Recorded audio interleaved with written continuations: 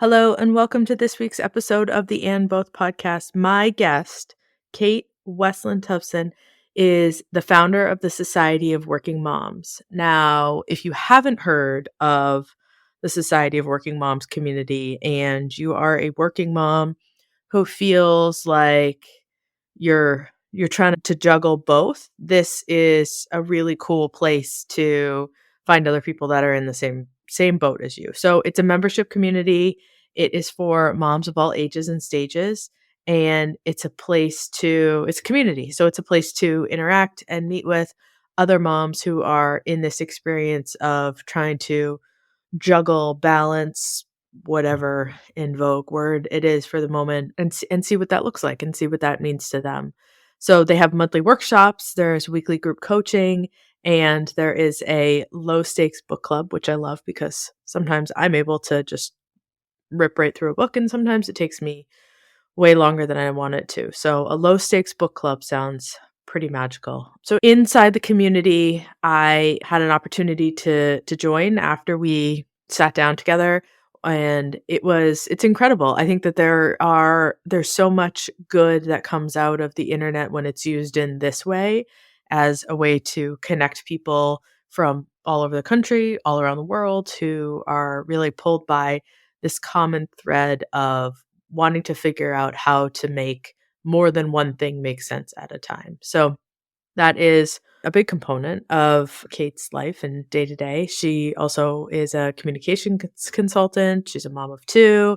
She, at the time that we recorded this interview, had just moved and was sort of getting into settling her kids in new childcare and doing work on her house and all sorts of, life comes in layers, right? And so this week, it's a really awesome opportunity to hear from someone who took their situation and tried to forge a different way forward for themselves or the people that around them that were sort of having these common experiences. And so it's sort of sticking your flag in the ground and saying, hey, if you're going through this, come over here and hang out with me. So without further ado, this is Kate.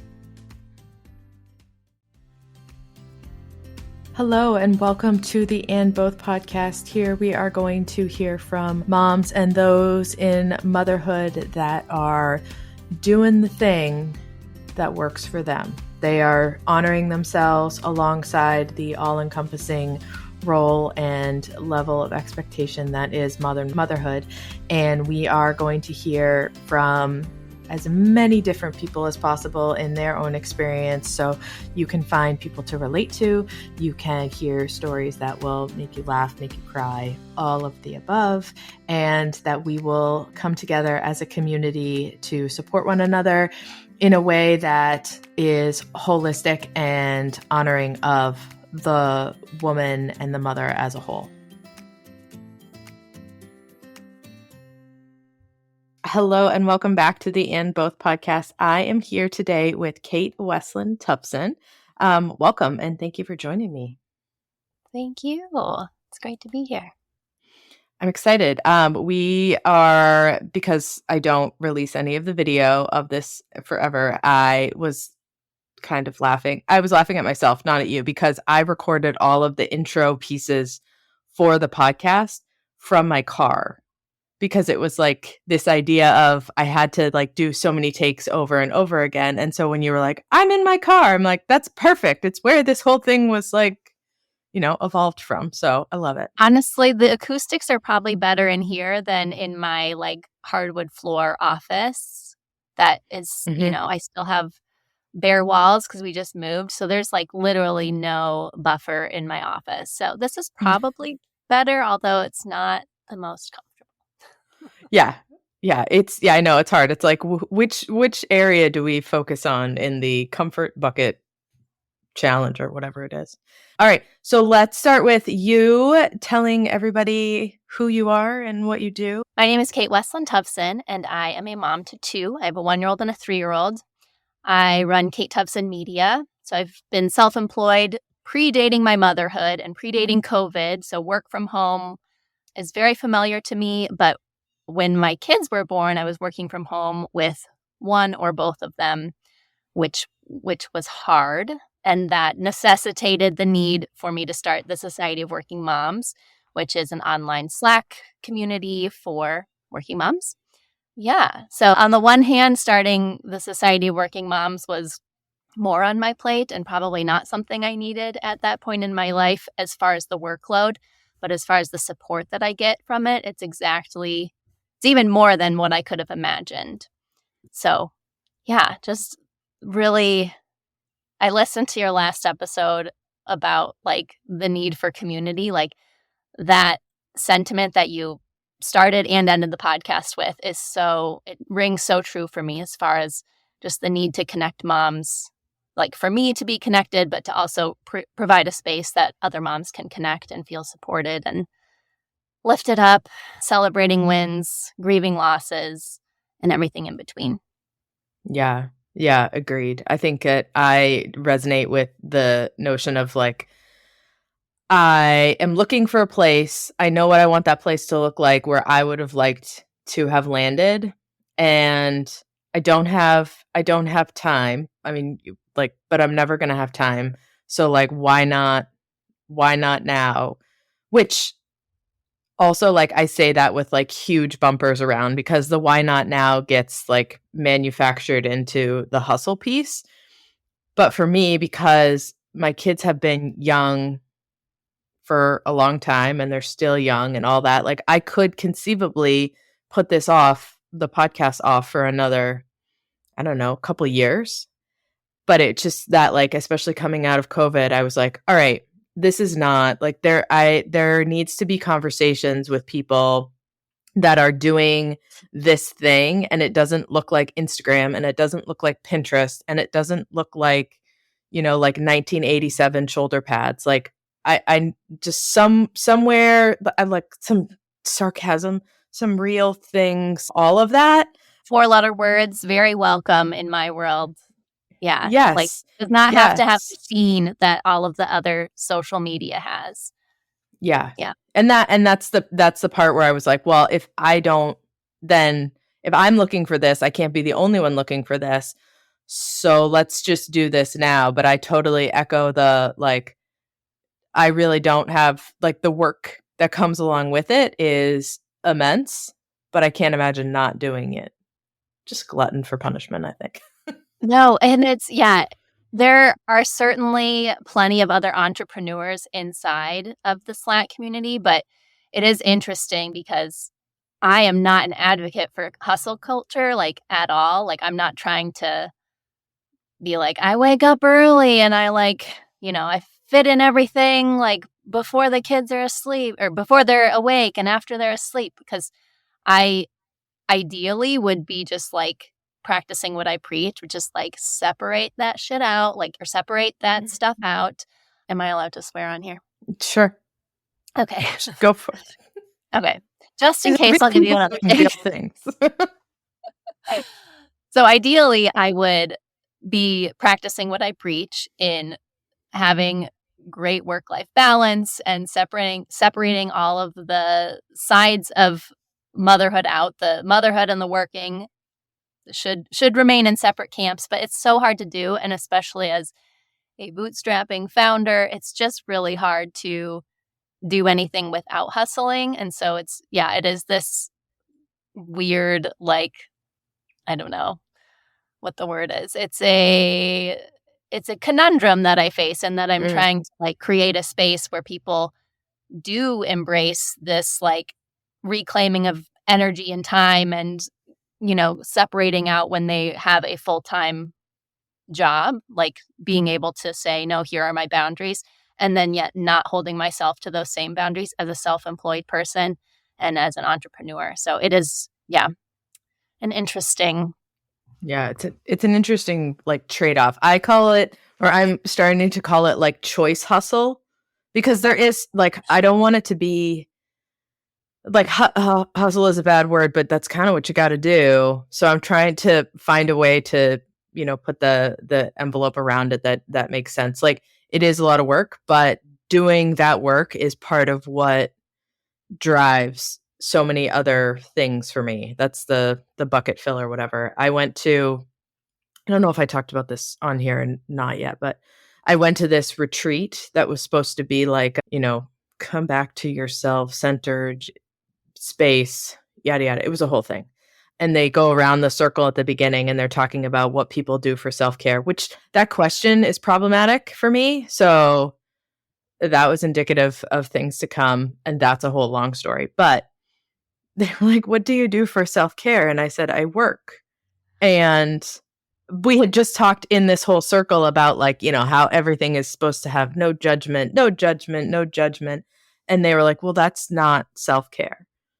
And I was like, that's not self-care for you, but that's self-care for me. And like when I sit down and I write things, or when I sit down and like read a bio for a guest that's coming on and all of those pieces, like that's the part that makes everything light up in all different directions. And that can get pathologized to hustle culture, or we can take it for what it is in creating community and making connections and fostering real conversation and real interactions with people who are trying to do this. Just trying to like call out the garbage and carry on from there. Yeah, that's so incredibly relatable. Like, I mean, I have plenty of hobbies that are not in front of a computer. Like, I love getting out in nature. We live in a beautiful area where we can do that all the time as a family, I can do it solo. But one of my hobbies is like legit attending to my Slack group. Like, I love being in there. I don't know if it's like the connection to it feeling like it's a product that I helped bring to life, or if it's just that I would have that same feeling if I were just a general member. But it's so like cup filling to be in there. And so I'm like, that is a form of self-care for me. And we literally just had a conversation last week about what is restfulness? Like, what does it look like? I mean, the context of the conversation was around like the invisible load. So how do you get away from like scorekeeping with a partner? And like, what does rest mean to your partner versus you? Like for me, I love walking the dog because it's a time to get out of the house, get some fresh air. It's a welcome break in my routine. And my husband doesn't like walking the dog because the mosquitoes are really bad right now. But he'll do it thinking he's doing something like, taking one for the team. And I'm like, I will walk the dog all summer long. I don't mind the mosquitoes. Like, get me away from my desk. Like, Yeah. so it's just interesting to think about, like what is considered rest in the context of your own life, because what you find restful, someone else will not. And for me, the work is energizing. And that's for my my quote unquote real work too. I love the client work that I'm doing as well. Yeah. But I love the rest. I love what is traditionally defined as rest too. I love sleeping. I love, stretching, and I love reading and knitting and the things that, the general public would consider. They'd look at that and they'd say, yeah, that checks the boxes for what rest is. Mm-hmm. I think it's hard too, because so much of what we get fed as our shoulds or supposed tos is the part that like the asterisk that needs to get added to that is like, that's a business. So when people are like, you should do this, but you need to buy this thing from me, or you need to buy this thing that I'm selling in order to be doing rest right, or self-care right, or whatever. I mean, it's $1 billion industry. And I mean, I think everybody, you go on Instagram or whatever and you look, and all of these like feeds are very like curated and everything looks lovely. And there's that tendency to be like, why isn't everything in my life linen? Like, why? Why is it not? And then you're like, oh, well, because it's, I have a dog and I have 4 kids, and like linen in my house would look like burlap. Like it doesn't work. I need something industrial. But it's always like that lens is always there of like, I'm doing it the right way. You're not. And in order for you to be doing it the right way, you have to do exactly what it is. But like, I don't want to arrange flowers. It's lovely to watch somebody else do it and it looks beautiful, but like, I don't want to arrange flowers. Yeah. That's not restful for me. I'm like, pull it out of the grocery bag, cut the ends off and stick it in the thing, and like, here we go. The flowers look nice, but I don't want to spend the time in doing all of that. Love that journey for you. Not for me. I just think that the idea of prescribing rest in a blanket statement is tough. Yeah, for sure. Yeah. So your kids are young. They are, you said 1 and 3.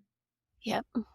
And how does that play into, I guess, the self-care piece, the like stepping away from things? I think the biggest thing right now is this new chapter that we're embarking on as a family where both kids will be in daycare for a full. Okay. I think the biggest thing for me right now is having both kids in daycare for the first time, full time.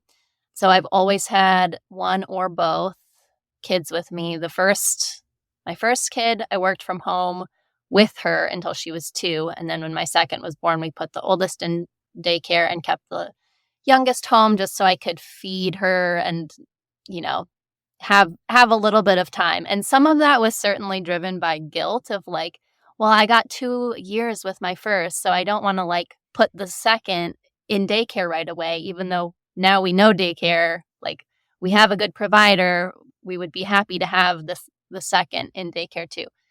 Cost aside, like it would have been, I'm sure, a fine option for us, but at this point, like I am realizing that the daycare is not it's not just for me, it's for them. Like everyone benefits, everyone's happier. You know, my 3-year-old for the last year has been able to kind of vocalize like mom is working. When she's playing, she'll like say, I'm just doing some work. I'm just on the computer. And that's great. I think there is a value to your children seeing you outside of, you know, being their mom.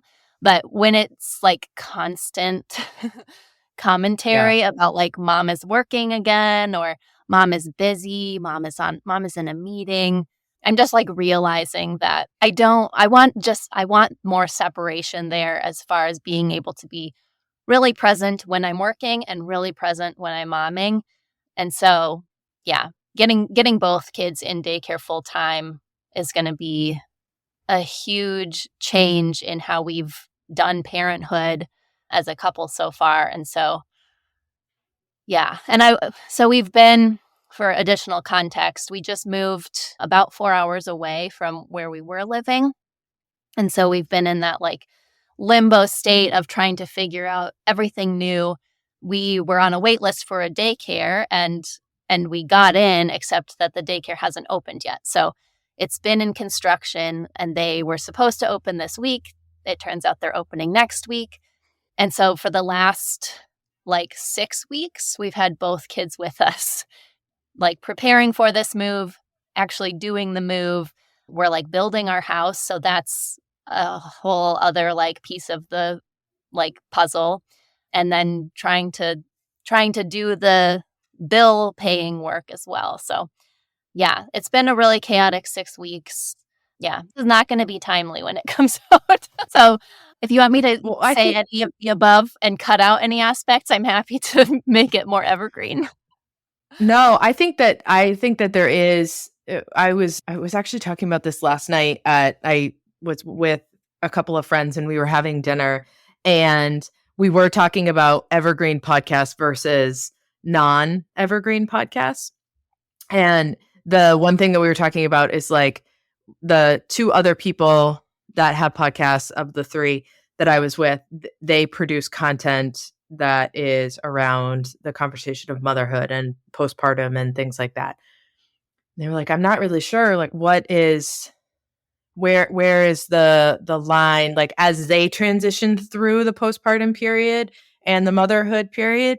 But, the consensus was there's always mothers coming along. And unless there's some sort of like garage door dropping of like a before now and after now separation, so much of the conversations around motherhood are evergreen. And so like as you're explaining like this is my life and this is what my life has been like for 6 weeks, like there's going to be somebody, a year, 2, 5, 10 years down the road who's like, okay, we have to juggle this and we have to do this. And oh, by the way, like one of these kids is starting to walk and we have to figure out like when do we take down the baby gate so that the kid doesn't fall down the stairs, but we have to take down the baby gate because we're moving.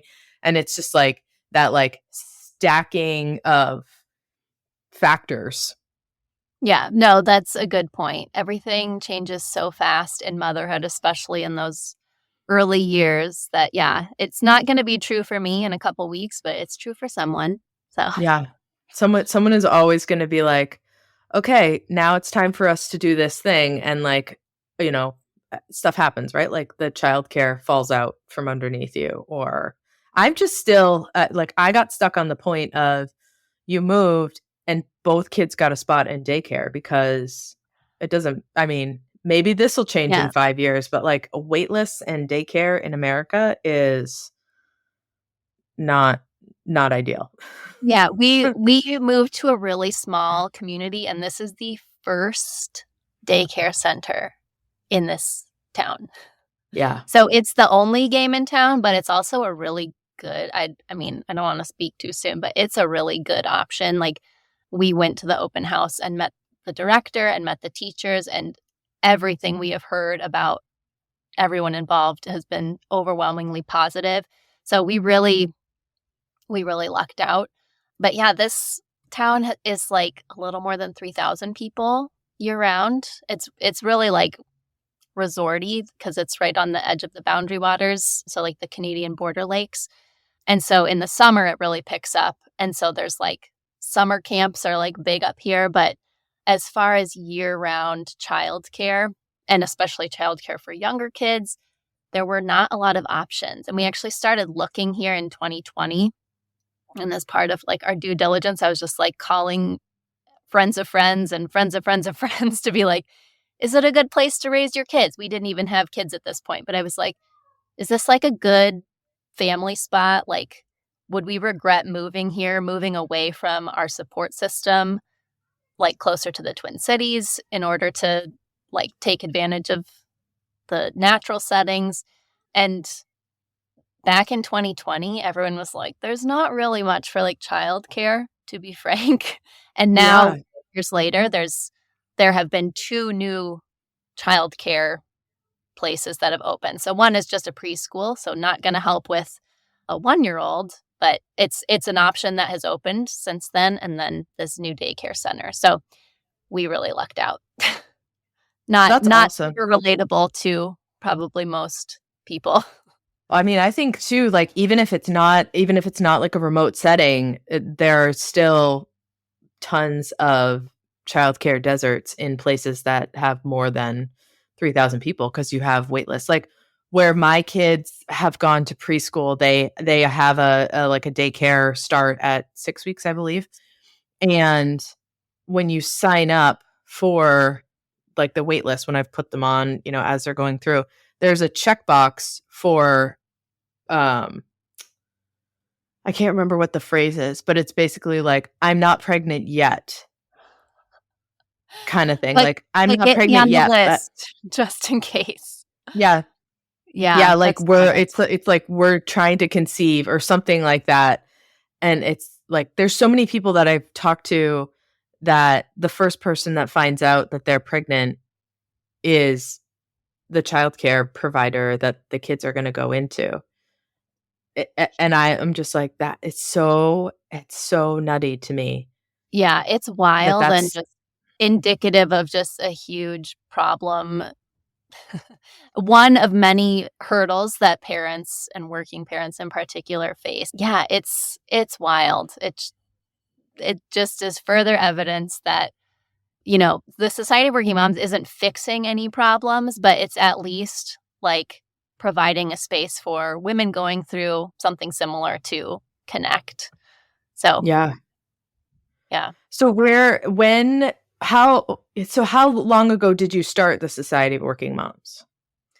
Started about 6 months ago. So it started Okay. with just a LinkedIn post around like February 2024 that was just like, I'm having trouble. Is anyone else having trouble out there? Mhm. And I just put out a survey that was just kind of getting a temperature check on working moms in my network and in my, secondary and tertiary networks, and got, a few responses to that survey, maybe like 50 responses. And then out of that, 40 said they would be interested in some sort of like beta test for a community. And of that, everyone was invited who was interested to join the community just to like build it out and see if there was something there. And of those 40, maybe 20 went on to be like active users in the community and help really set the tone and the cadence for like posting in there. Because it is really like member led. It doesn't work. It can't just be me like prompting people. It has to be people coming in and saying, I need help with this, or I found this cool resource, or whatever it may be. Back to your original question. So we did a 2-month beta test, like ramp up. I still feel like I'm beta testing, and it will always kind of be changing, which it's good because I tend to get kind of like bored if things settle too quickly. Yeah. No, we're like actually in the process right now of just kind of like consolidating channels, changing it up a little bit. And there's always new features being released because people will say, can we have we just started an accountability buddies post or channel so that anyone who wants to like set 3 goals or whatever at the beginning of the week can say, here's what I'm working on. And then we check in throughout the week we just kind of call on each other popcorn style, like, hey, Jillian, how's the going to the gym 3 times in the week going or whatever. So it's always changing, but a bit more succinctly. So we started it 6 months ago, had a 2-month beta test period, and then we've been just iterating and changing it as we go since going live about 4 months ago. That's awesome. So is it growing? It sounds like a phenomenal landing pad for someone who is navigating that working motherhood. All moms are working moms. I always like to throw that out there. So are you seeing like variety in the makeup of members in the group? That's a good question. I agree 1,000% that all moms are working moms. Stay-at-home motherhood is not for the faint of heart. It is, I have not done that full time, but I cannot imagine being beholden to harder clients than your children, like 24/7.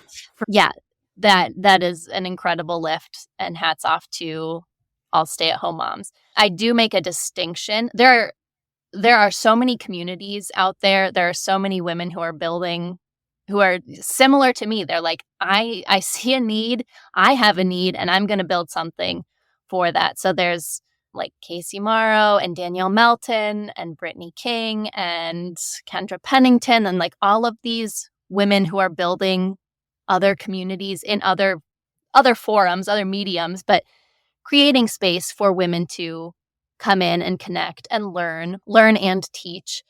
It's all great. There's no shortage of women who need support. In the Society of Working Moms, I do make a distinction that it's for women who love their careers and who love their families, but just aren't feeling nearly as supported in either camp as they could be. So I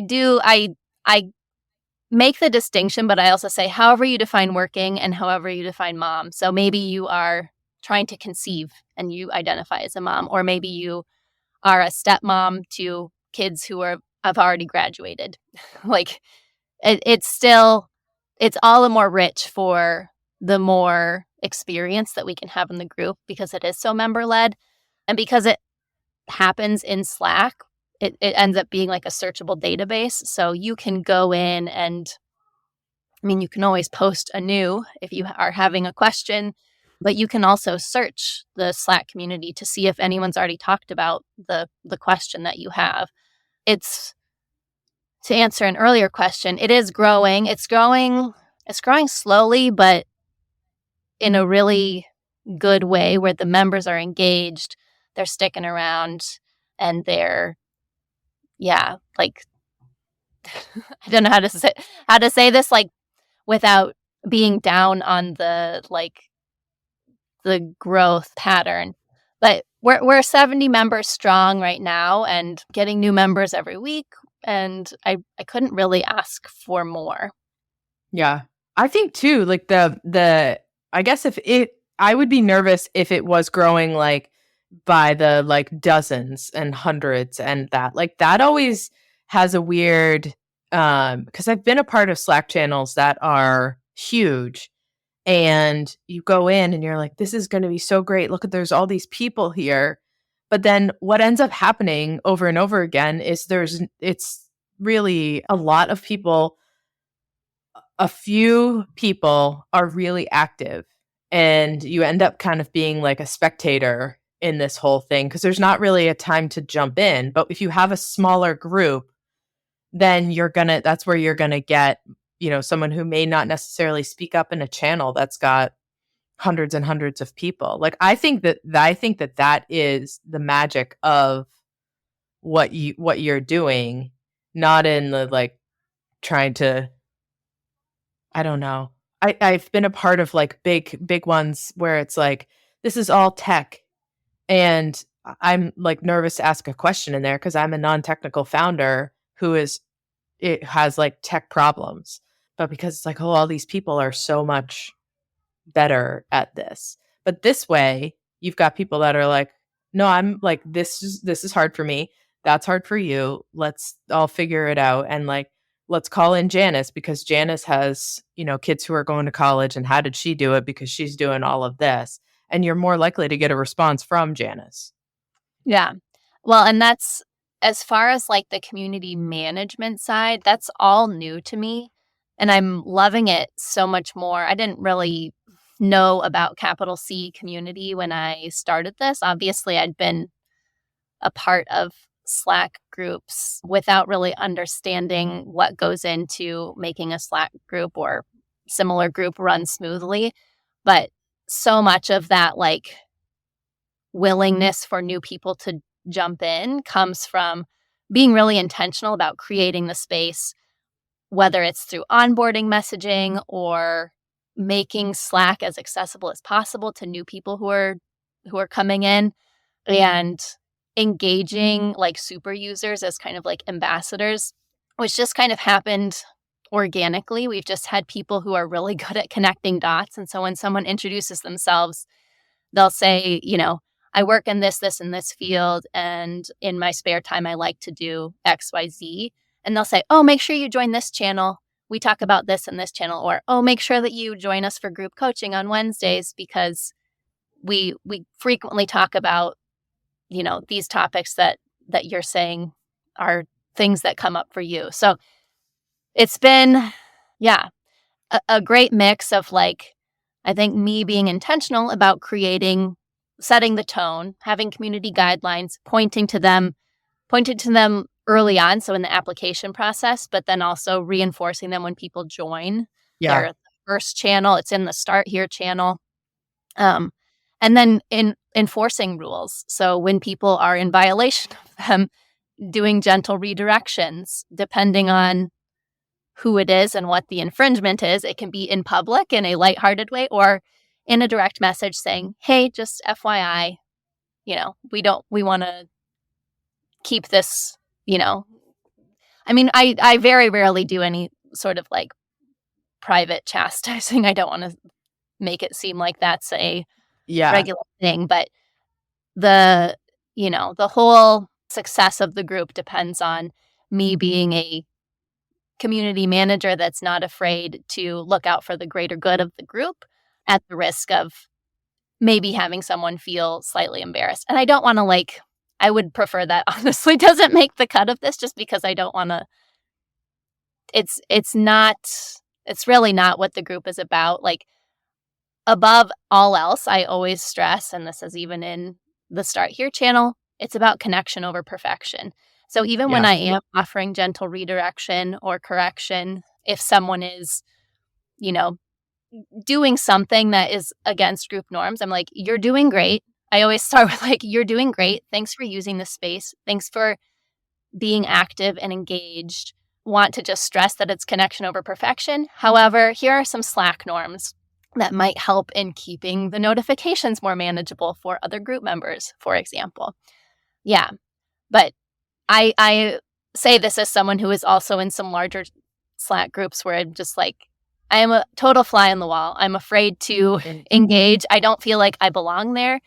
I'm in like communities for community builders, very meta. And yeah, it's just hard to be like, am I a community manager? Like, I didn't know what that was until I was already doing it. So, like, do I belong here? Just people who are capital C, capital M community managers, that is their job title, and that's their entire work history. Yeah. So, yeah, there's so many opportunities to connect as a working mom that it does, I think, naturally lend itself as a space where people feel a little more comfortable to put whatever it is out there, whether it's something they're Yeah. having trouble with or something that they need a pep talk with or anything in between. Yeah. I think it's interesting too because it's like there's been so many memes that have been made about this where people like, there's a new like Facebook group. I feel like this happens a lot on Facebook, but there's like a new Facebook group that starts and then all of a sudden there's like that one person that shows up and you're like, "Oh, there it goes. This group was great. Now we've just taken a turn. We've taken a turn that nobody else wants to be on, but this one person is like taking this whole thing for a ride." I've seen it happen like in my town in the Facebook parent group for where I live. And I just left. And it was during COVID. And it was like, I don't actually need to have this like these shenanigans going on, like running ticker tape in the back of my head. Like I've got a lot of stuff going on here that's not that. So I think that the idea of norms and keeping it like, keeping the bumpers where they are, you're not putting people in lanes that are like so stringent, but also, it's that idea of like, I used to say this all the time when I was a server. It's like, we're not doing brain surgery here. We're serving lunch. And sometimes I'm like, yeah, that's right. Like we're just trying to like build community, trying to just have people show up, trying to create a space for like lot of dry humor and some sarcasm and like, the world is enough. I don't need to invite thatness into my space.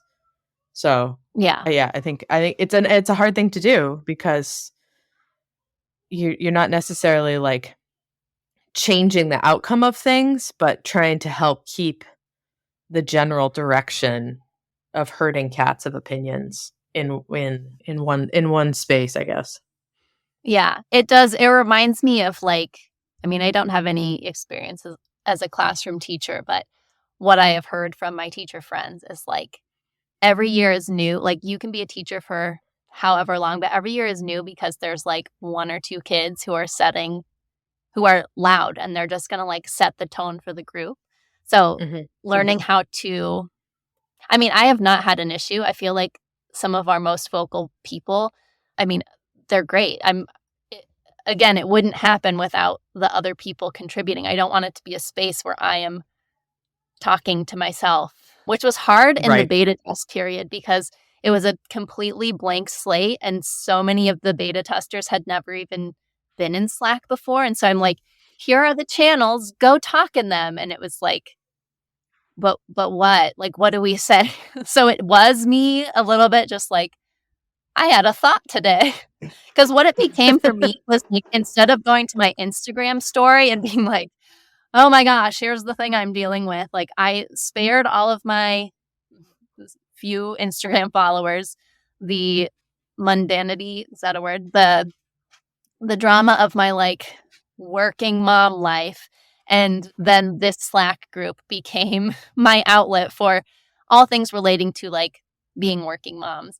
And it's weird because it is social in a way, but it's not social media because it's not performative. And I think private spaces can be performative, but we also have that in our community guidelines. Like this isn't a place to post your picture perfect flower arrangements. It's a place to also say, I effed up. I messed up. I feel like shit Yeah. because this is what happened today. Or yeah, whatever it may be. It's the whole spectrum, the roller coaster that is being a mom and being a working Hmm. mom, and all of the nuance and the both Yeah. and both that comes with that. I love it. It's not the flower arrangements. It's I dropped the flowers out of the shopping cart and now I still got to go home and make an arrangement. Yeah. That's what you got. I didn't run him Yes. over. That's a win.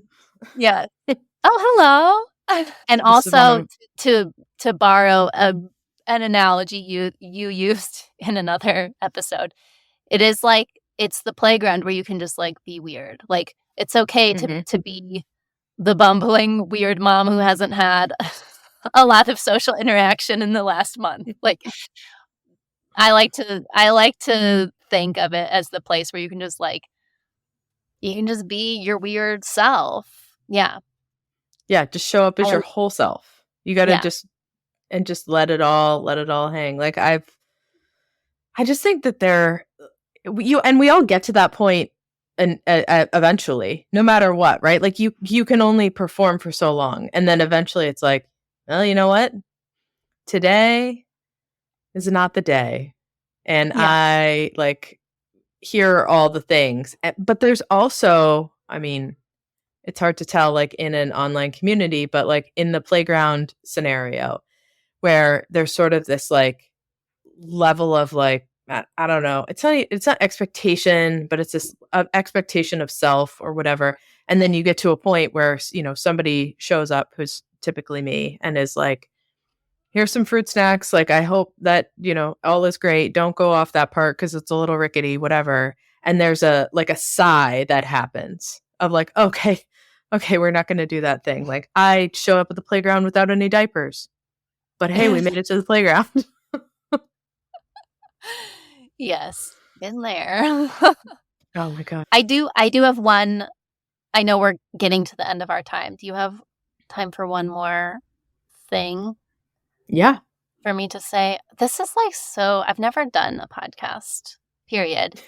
And I've never like promoted working moms so hard. The society works Yes. so hard. But Well, yeah. I mean, I think this is what you have to do because this is such a gem of a community. And this is how people are going to find out about this. This is, again, part of the reason why this podcast exists is like, right? Like we were talking about at the beginning, like it's a lot of work to do it. But I also want to have people that are looking to connect in different kinds of ways come on. So you have to tell everybody all about how to find you and how to do all of that piece. So you spiel on. okay, spiel continuing. One of the things that is my most favorite part of the Society of Working Moms is that we have a group coaching session every week.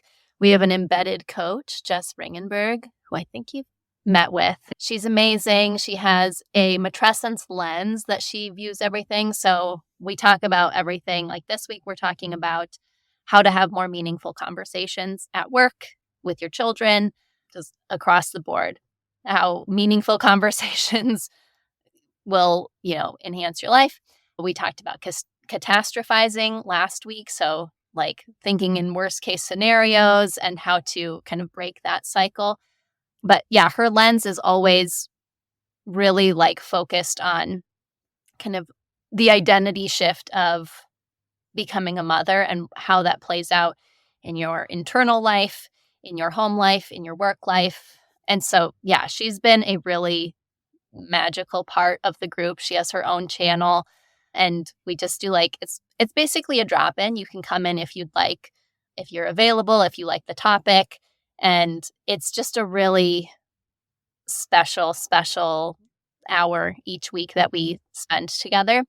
And the whole design of the group was really built on that, like bringing in experts to provide insights. So the members themselves, I consider experts. Everyone has their experience. And because there is such a breadth of experience, both on the work front and on the motherhood front, people are really able to bring any idea, any issue they're facing and get help from the group.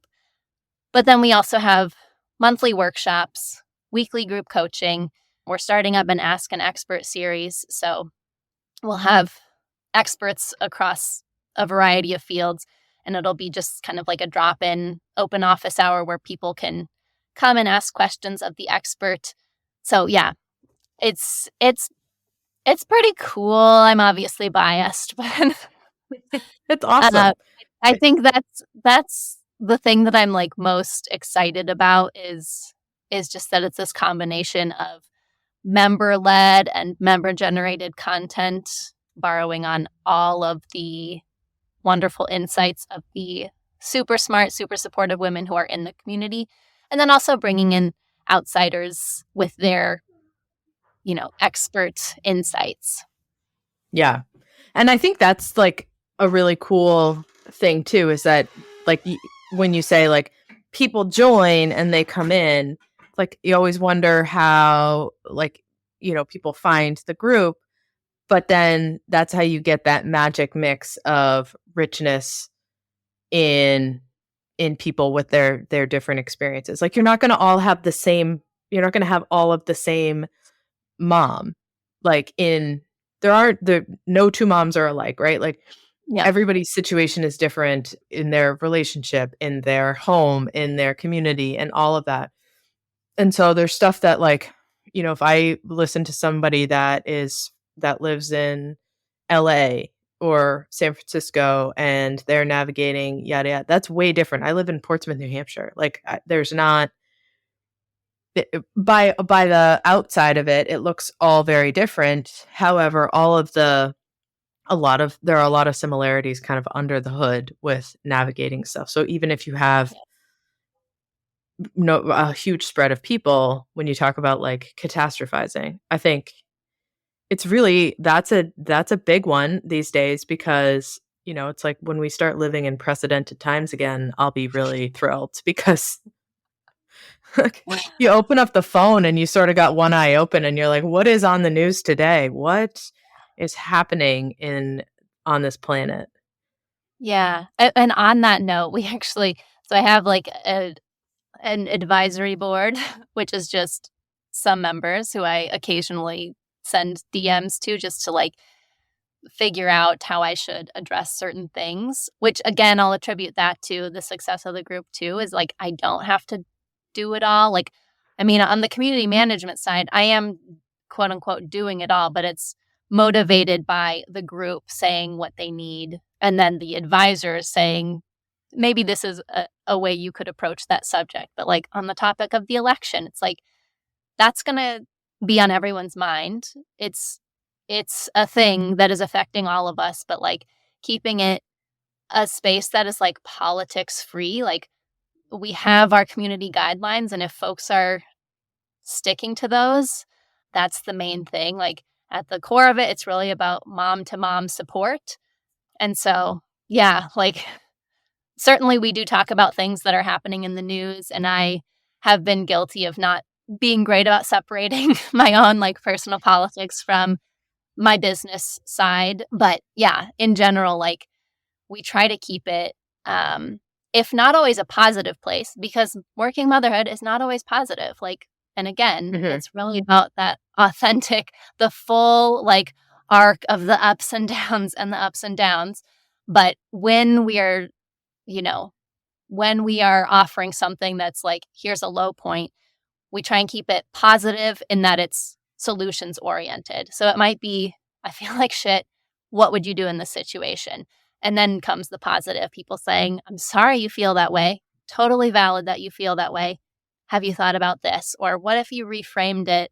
Because there is the group coaching aspect, I feel like I've seen in myself and in other members who take advantage of that feature of the group, a lot of really great like self-coaching tools that kind of rebubble. Like, well, Jess the other day talked about what if things, we might talk about all of the things that went wrong, but like, let's focus on all of the things that went right. Like, would we be here today without all the things that went quote unquote wrong, for example? Yeah, I'm rambling.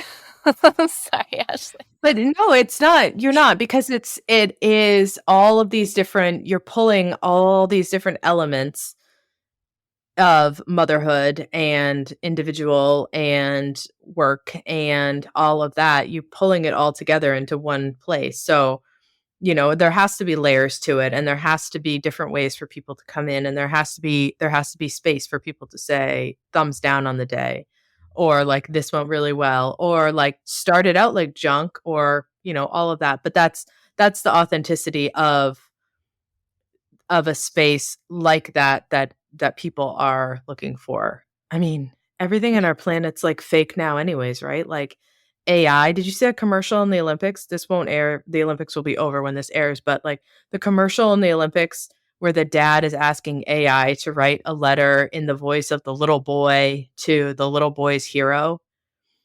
It's like, no, little girl. So the little girl is used to look up to, he's saying like she used to look up to like other people, and now she's looking up to this Olympic track star. I can't remember which one. And he asked AI to write a letter to the track star in the voice of the little girl. And I was like, I would feel really crappy if I was an athlete and got like an AI letter.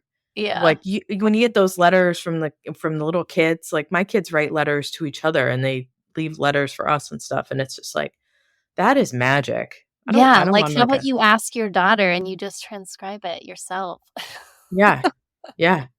It's a very strange commercial, but that's what I think is like when you get to the edge of where we are and where we could go, when you're like, why can't you just do that like as a human to human? I think that's where so much magic happens in groups like what you've created, because people need real. They don't need flower arrangements. Although I do love flowers. It's not a knock on flowers.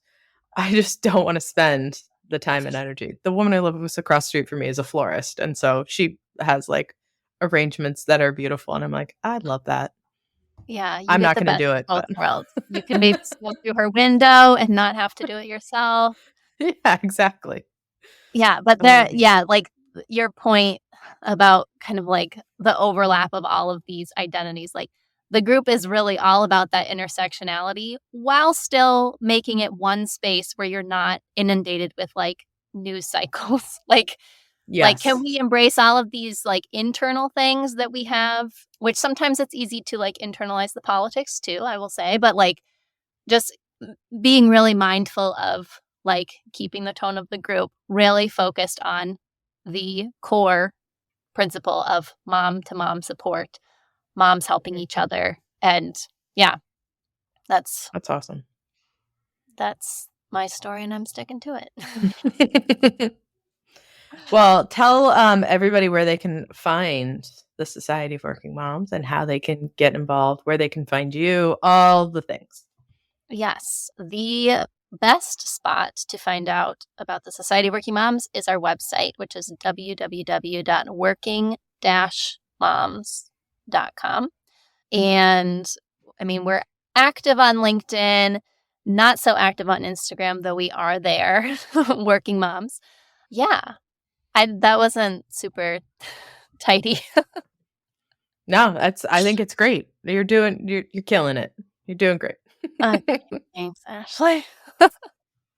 It's hard. It's hard to do. I've hosted. It's much easier for me to host than for me to guest on a podcast. I've done it a couple times, but well, a little more than that. But when you do it and you get on there and you're like, me? Huh? Me? Yeah. Yeah. Okay.